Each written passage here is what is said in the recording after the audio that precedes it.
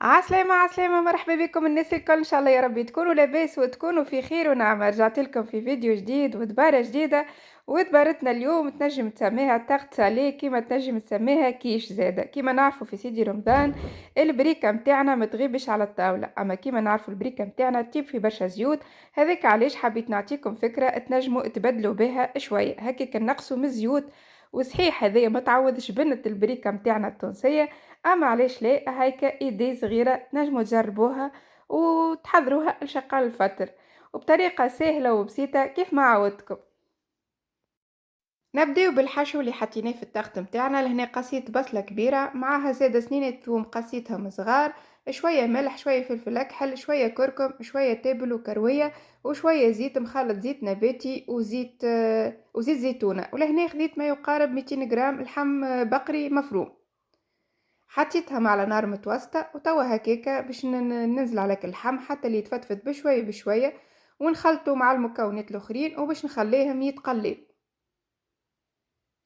بالطبيعة نخليهم يتقليو على نار متوسطة.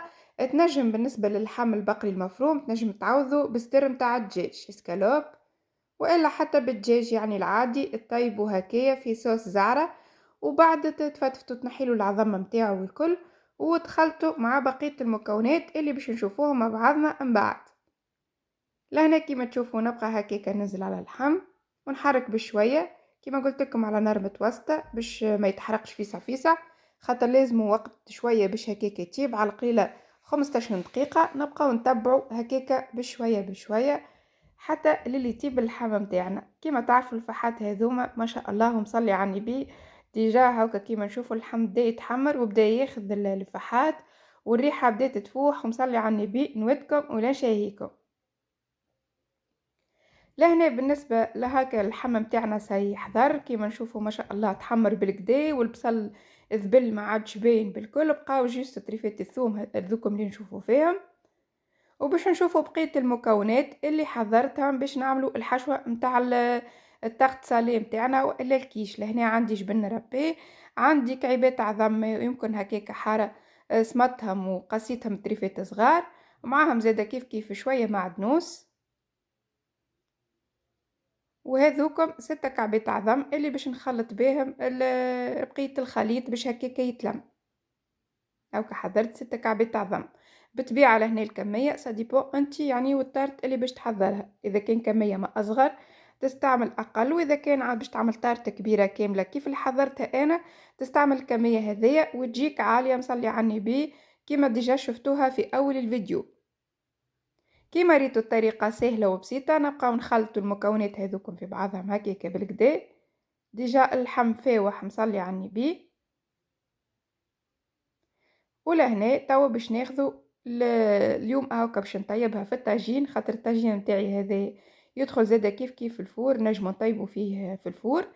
خذيت زوز متاع بات فيوتي، الحقيقه ما حضرتش معاكم العجينه متاع البات فيوتي خاطر ديجا توا كيما نعرفوا موجوده في كل المغازات، والاسوام متاعها بصراحه مش غاليه، دونك هاكا باش نربحوا الوقت وكل شيء خذيتها حاضره. لهنا كيف قستها على الطاجين جات اصغر شويه، هذاك علاش باش نحلها بالقلقال حتى تجيني في الطاي متاع الطاجين، باش هكاكا الحشو متاعنا ما يخرجش من الجناب. لهنا خليتها تحلت شويه، راني خرجتها من الفريجيدير عندها يمكن حكايه ساعه، ساعه ونص هكاكا، حتى اللي تحلت شويه باش هكاكا تساعدني في الحلين بالقلقال. اذا كنت خرجها ديريكت من الفريجيدير سينو راهي تبدا يابسه شاده روحها، على خاطرها هي لهنا مصنوعه من الزبده. دونك هذاك علاش خليتها حتى اللي بردت شويه يعني تحلت، سخنت شويه بليتو تحلت، وبعد هاكا حليتها بالقلقال. وتوا كيما نشوفوا ما شاء الله هيك جات في الطاي متاع الطاجين بالضبط. لهنا انا استعملت الطاجين خاطر ما عنديش بلاتو كبير مدور واسع، وبيسك الطاجين متاعي كيما قلت لكم يدخل في الفور او حطيتها في الفور. انت اذا كان عندك بلاتو كبير تنجم تحطها في البلاتو. جوست هاوك عطيتكم الفكره باش هكاكا ما نحيروش، يعني اي حاجه تنجم تعوض. فوالا لهنا حطيت الخليط اللي حضرته كيما شفتوه ساهل وبسيط وما فيه حتى شيء. لهنا ما زدتش فوحته على خاطر كيما قلت لكم ديجا اللحم يعني فاوح بالكدا بالتابل والكرويه والملح والفلفل الاكحل والكركم، يعني ديجا جاي فاوح ما شاء الله، هذاك عليه ما زدتش حتى شيء. زدت جوست العظم والمعدنوس وجبن. كيما قلت لكم زادة تنجموا تعوضوا اللحم المفروم بالدجاج، كيما تنجم تعوضوا زادة بالتون. تنجم تحل الخليط هذايا هو بيدو جوست تحل فيه حكا تون هكا هاو. لهنا بعد ما حضرت البات الأولانية وصبيت فيها الخليط هذاك، أخذت البات الثانية وباش نقصها هكايا بالطول باش نسكر بها البات من فوق. بالطبيعة لهنا اختياري، تنجم تسكرها البات كيما تحب، تنجم تحط حتى البات كاملة من فوق، اما هاكا باش يجي منظر مزيان والكل اخترت اني باش نقص هكا سيور سيور وباش نحطهم هكاكا زينت بهم البات متاعنا. وتو تشوفوا ديجا النتيجة النهائية اللي ديجا شفتوها معايا في اول الفيديو. كيما قلت لكم لهنا اختياري، تنجم تحط يعني تنجم تزينها كيما تحط، كيما تنجم زادا كيف كيف تستغنى عليها البات الثانية، يعني جوست تحط البات الأولانية اللي حطيت فيها الخليط هكا هاو.